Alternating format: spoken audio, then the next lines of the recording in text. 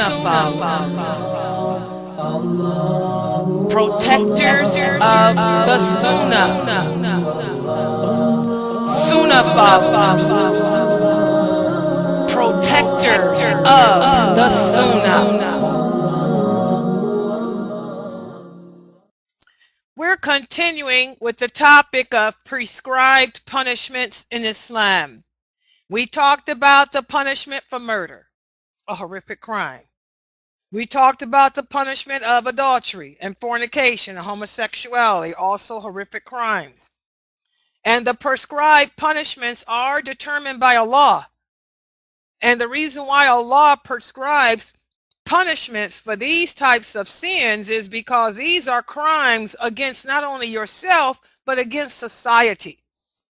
And as human beings, we should be allowed to live in society, in peace and safety and security.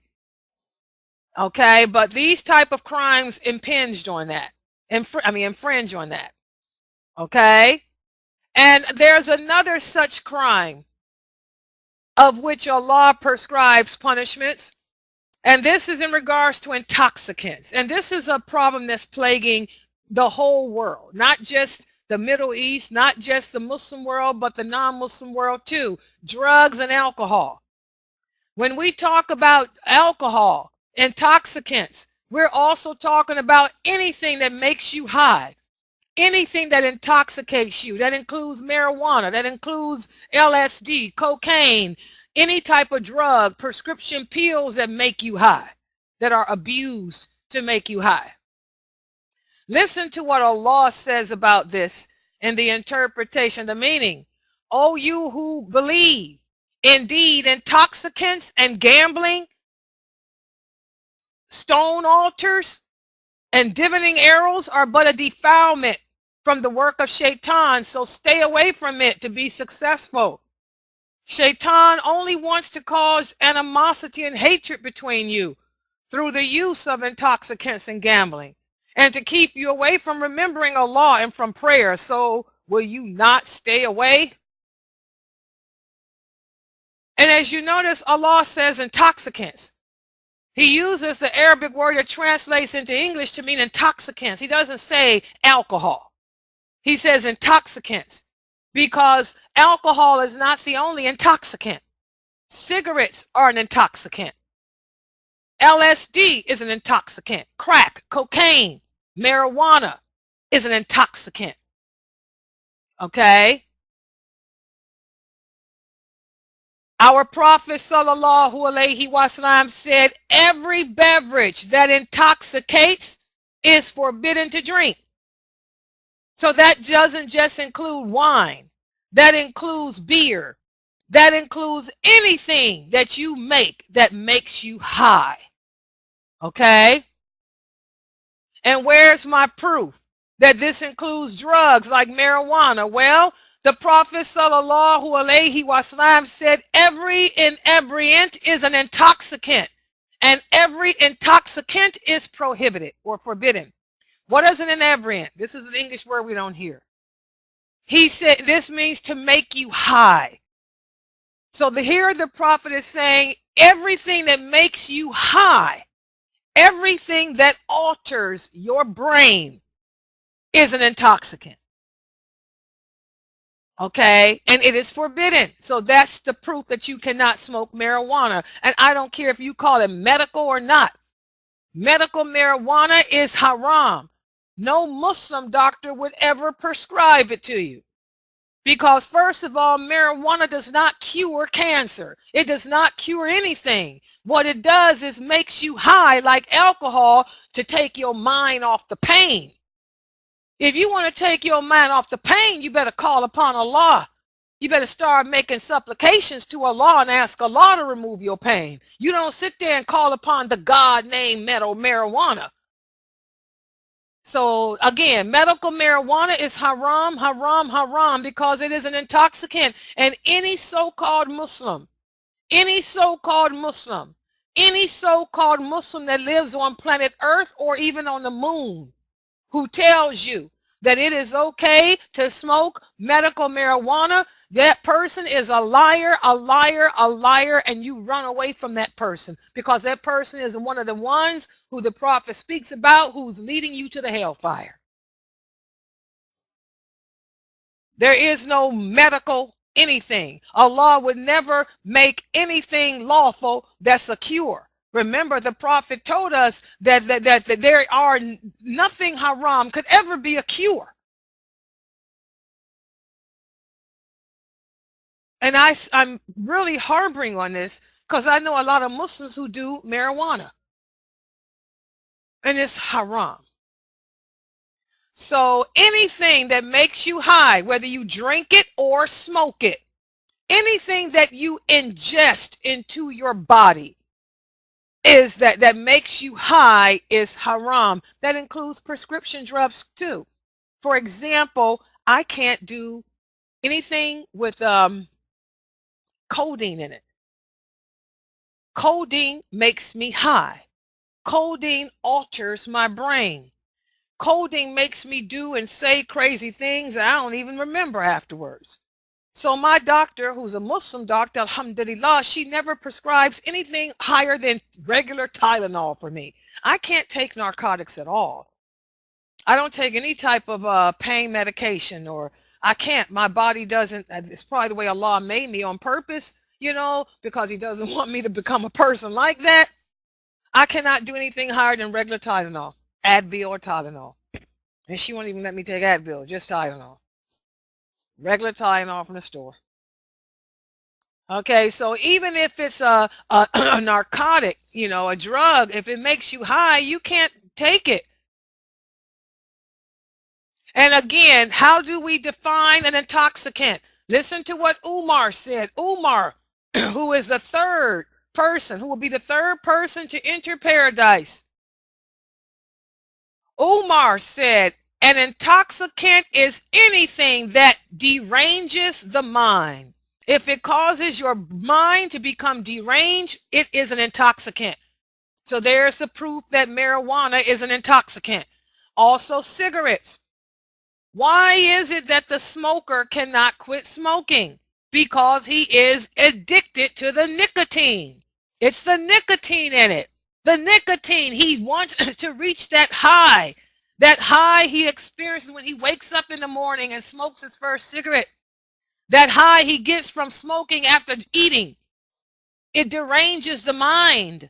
So this is why cigarette smoking is haram too, guys, because of the nicotine it contains. And more about marijuana. Listen to what Sheikh Ibn Taymiyyah said. He said hashish, form of like marijuana. It's what they smoke in the Middle East. Y'all smoke reefer here, they smoke hashish there. He said hashish is impure and it is forbidden whether it intoxicates you or not. Hashish that intoxicates is forbidden. Its harm in some aspects is worse than that of wine. And when did hashish appear? Hashish appeared in the Muslim world in the 6th century. Okay, after migration. So again, hashish, marijuana, opium, all that stuff is haram. They do opium overseas too. All that stuff is haram. Don't tell me that opium is a cure. No, there is no cure. Anything that Allah made haram. And again, it's the hashish, the marijuana, the drugs. This is what's ruining the youth today. Not only does America have a drug problem, they have a drug problem in Saudi Arabia too. I remember when I made Hajj. When I went to make Hajj a few years ago, after Juma prayer, they were doing an execution of some people that they caught selling drugs from out the Prophet's mosque. People, actually, that's why they put cameras in the mosque now. People used to meet inside the Prophet's mosque to sell drugs, to do drug trading. Well, they had caught 2 corporates, and they were executing them after the Juma prayer. And they had announced it on the loudspeaker. The drugs is a problem all over the world. It's destroying our youth, corrupting them. And ain't nothing worse than an old fool. I know a person that's in their 60s that smoke reefer. How many of you know people in their 60s and 70s that still can't let go of that reefer? that marijuana ain't nothing worse than an old food. And then now they'll tell you, oh, it's medical. My doctor prescribed it. You know, go get a Muslim doctor, number one. And number two, that doctor just prescribed for you the hellfire. So you're going to take that too over paradise? Also, what is my proof? What is my proof that there is no cure in an intoxicant? Well, the Prophet sallallahu alaihi wasallam said, intoxicants is not a remedy. It's a sickness.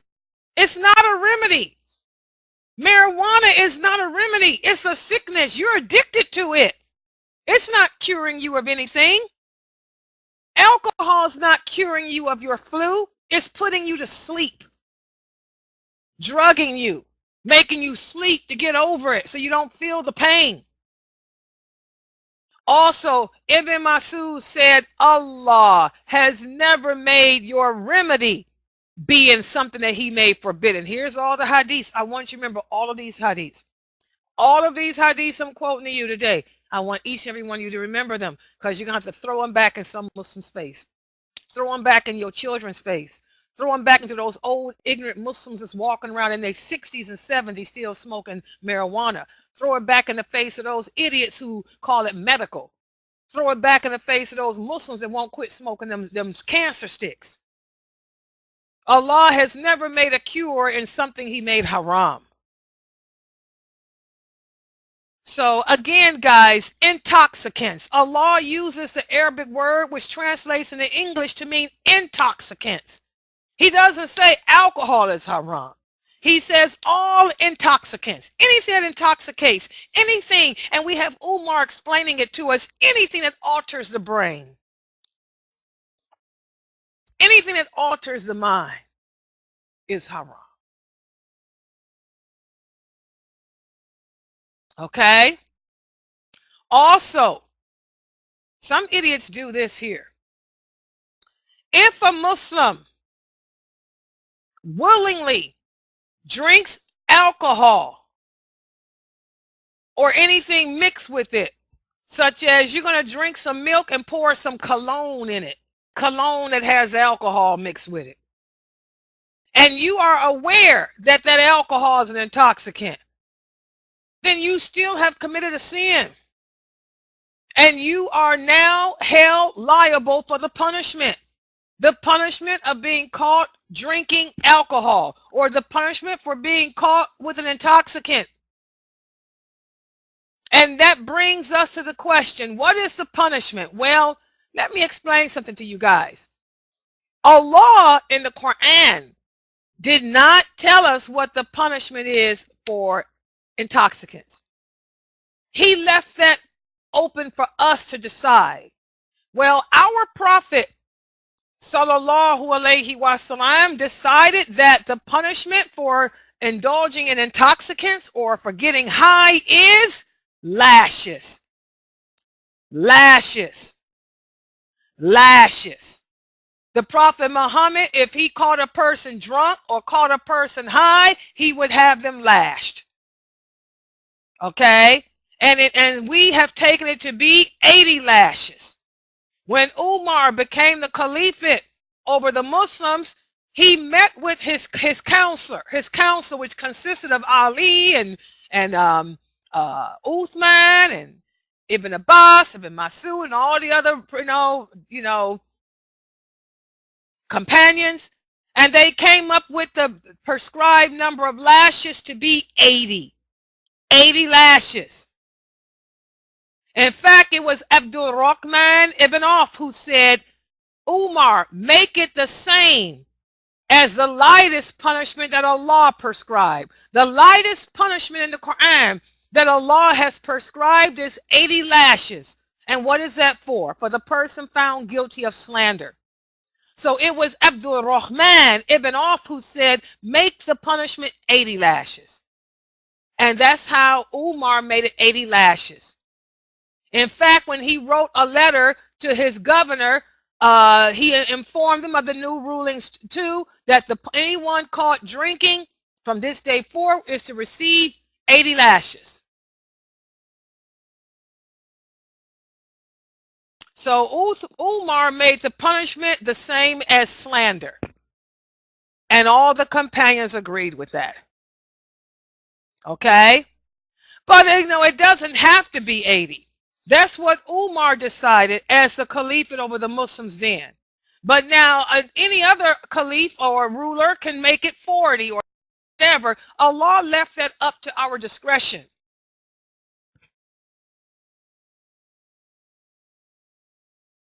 Okay, so that's why you will find some people like Ibn Taymiyyah says here. He says according to the Sunnah, the prescribed punishment is 40 lashes.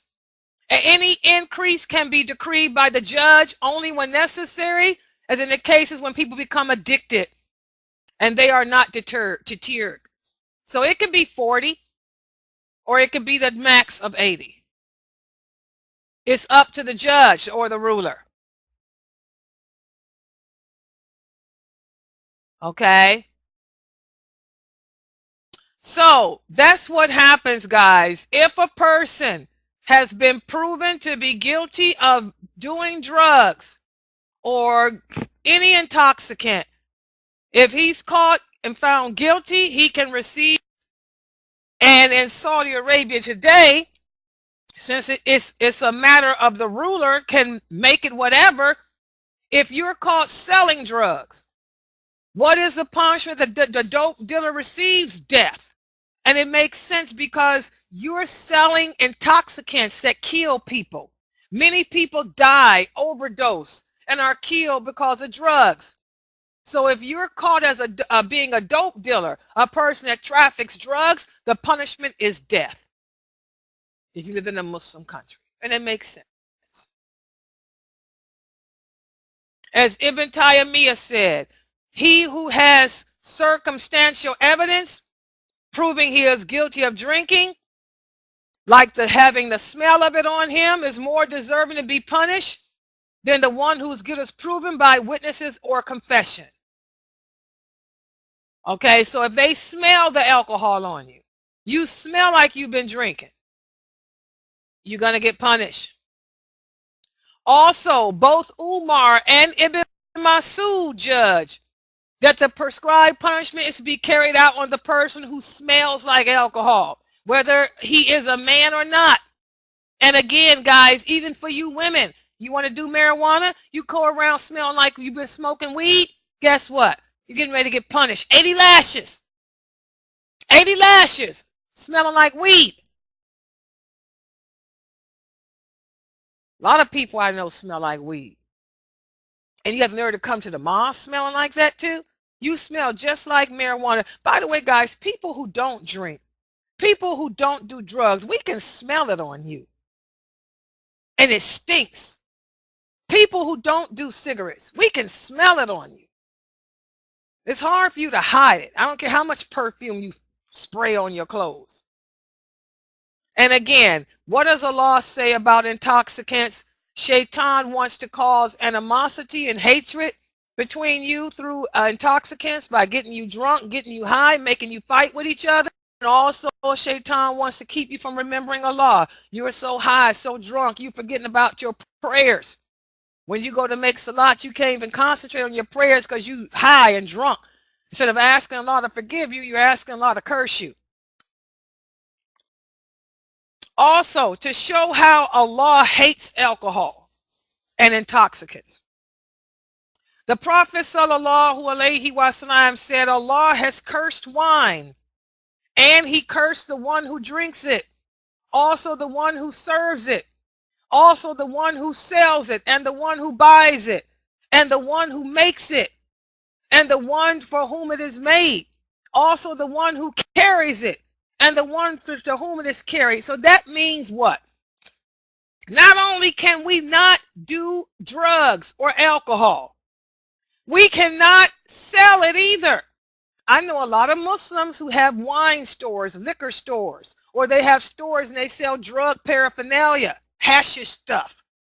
We can't sell it. Also, if you're a waiter or a waitress, you can't serve it. There's a Turkish restaurant near me. They serve wine. Astaghfirullah. We can't serve it. We can't buy it. We can't sell it. We can't have nothing to do with alcohol, subhanallah, or drugs, because you're supporting something evil that can lead to someone's death or someone's demise. And we cannot make money off of it either. As Ibn Majah said, also Allah has cursed the one who eats the money of it that comes from it. This is illegal money. I don't care if you took all the money from your drugs and gave it to build 10 mosques. Allah does not accept the blessings. You will not get the blessings from Allah for that. So thus, guys, that's the punishment for intoxicants. This is a punishment that Allah left for us to make. Okay, and what the Muslims during the Caliphate of Umar did was they made the punishment 80 lashes. Okay, some people made it 40 for the first time offenders. But if you were proven to be a drunk or a drug addict, then it's 80. And also for the person that sells alcohol or sells drugs, depending on where you are, the government, like in Saudi Arabia, the dope dealer receives death. Execution. You're killing too many people by selling that crap. Okay? All right, so we'll stop right here for today. And again, there's no medical marijuana. I don't want to hear about my doctor prescribed for me medical marijuana. Okay, tomorrow what we're going to do is speak about discretionary punishments. Discretionary punishments. And what is a discretionary punishment? This is a punishment issued to prevent others from doing wrong. And I'm going to speak in a little bit more detail about that tomorrow.